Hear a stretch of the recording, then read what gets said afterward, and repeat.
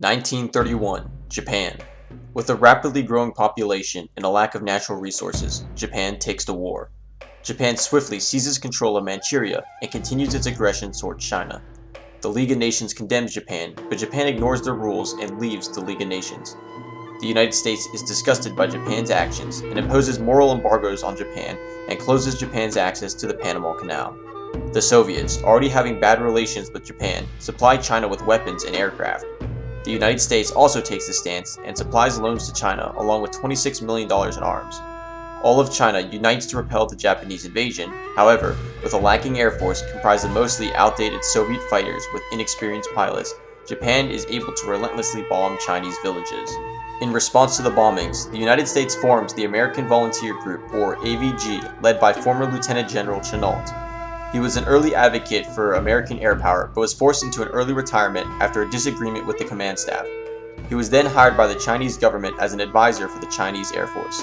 However, after realizing the desolate state of the Chinese Air Force, he knew the only way to rebuild China's Air Force would be to bring in well-trained American pilots.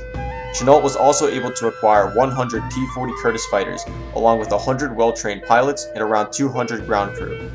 This would be the start of one of the most legendary fighter groups in American history, the Flying Tigers, decorated with Chinese roundels and the iconic shark's mouth.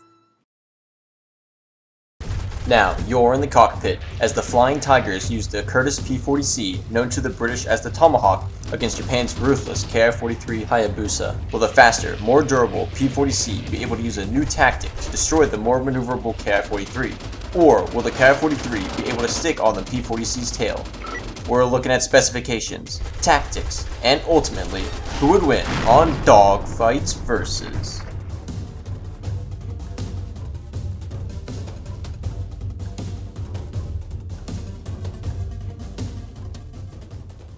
The Nakajima Ki-43 Hayabusa, one of Japan's most ruthless fighters over the Pacific, shooting down more Allied fighters than any other Japanese aircraft.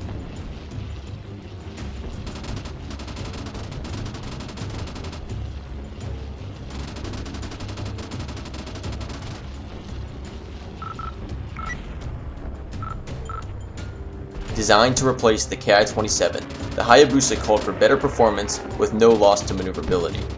In its Ki-43-2B design, it could reach max speeds of 530 km per hour or 330 miles per hour.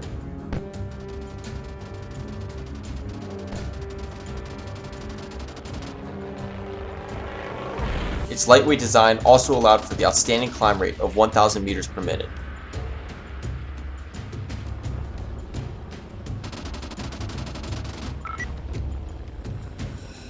American pilots recall the Hayabusa as being a hard target to hit as the aircraft remained slim and nimble.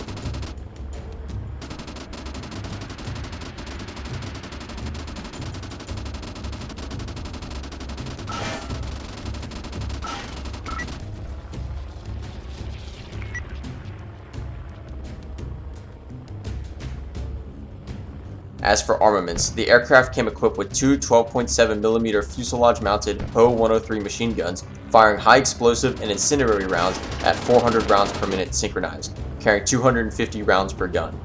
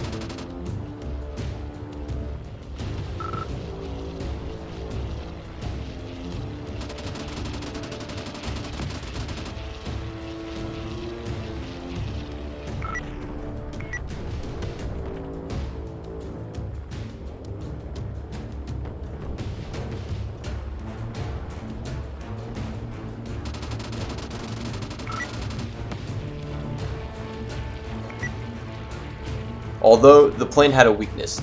To cut down on weight, the plane is unarmored, providing no protection to the plane's vitals. American pilots reported that with only a few shots, the plane would catch on fire or fall apart. Despite these drawbacks, most Japanese aces achieved their kills in this fearsome aircraft.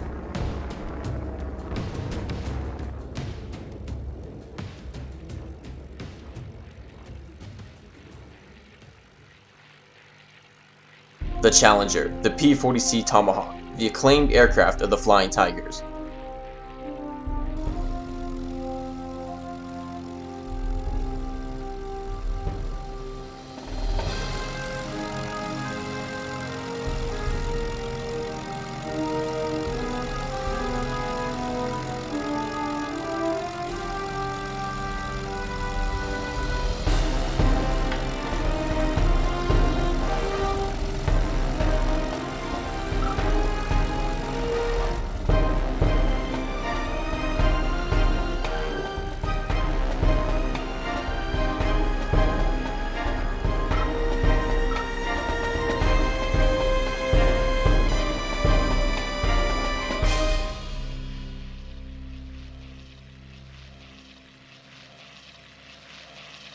The P40C is faster and more heavily armed.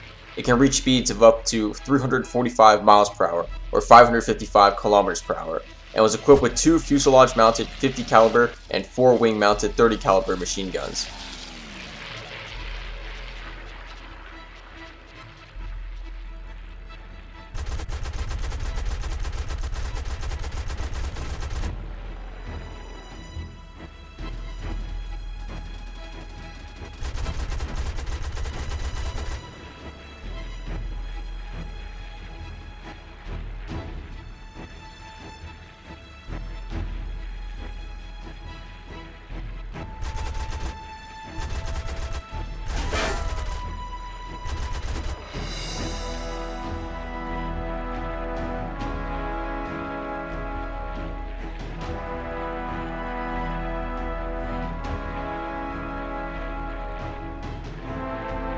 Overall, the plane is heavier than the Ki-43, but much more structurally durable.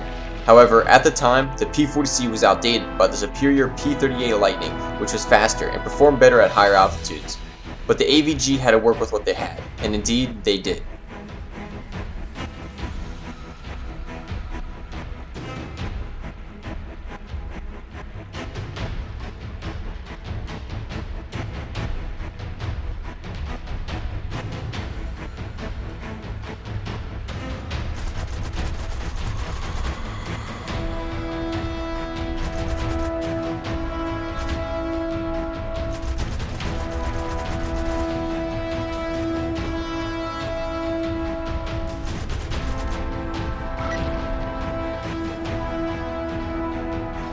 Chenault noticed that the Tomahawk could not outmaneuver the Ki-43 or any other Japanese aircraft. Thus, he taught a new method of attack: boom and zoom. First, a 2,000 feet altitude advantage was required. From there, pilots would dive onto their targets, attacking them from behind. He preached to never turn with any Japanese aircraft, but instead to continue the dive until out of range. Once out of range, the pilot could recover altitude and attack again.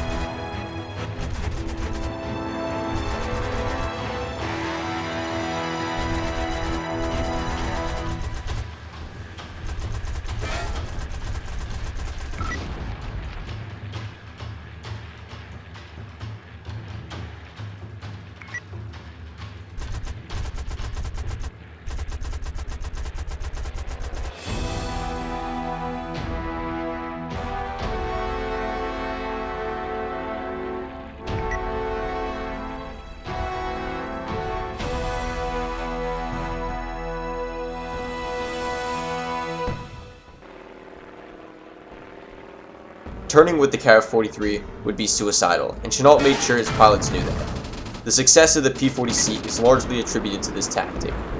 Through great training and a great aircraft, the Flying Tigers found undeniable success in the Pacific theater, having never lost a battle. Officially, they destroyed 299 enemy aircraft, while only losing 8 of their own pilots. Throughout this episode, these two warplanes have rivaled each other, but only one will come out alive. The Ki-43 has a superior turn and climb rate, but is easily destroyed with a few well-placed shots. However, the P40C is faster, more durable, and more heavily armed. As history shows, the P40C Tomahawk destroys the Ki-43 Hayabusa. Its superior speed and tactic allows the P40C to be nearly untouchable as the Ki-43 struggles to keep up with its adversary. Do you agree? Subscribe and leave a like on this video to keep up with the series. Let us know what you think in the comments, and make sure to cast your vote in the poll attached to the info card in the top right of your screen. Who will face off next time on Dogfights Versus?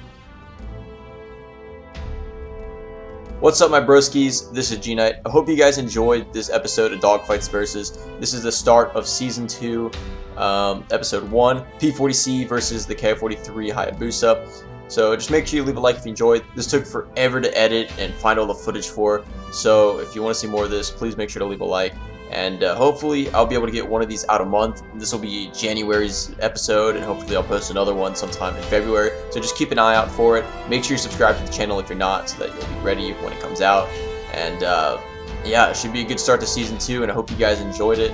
And I just found all this great gun cam footage, so I thought I might as well just throw it in here because it looks so epic, and I think you guys might enjoy it. So anyways, bros, I'll see you guys next time on the next episode or whatever else I do, and I'll see you broskies in the sky.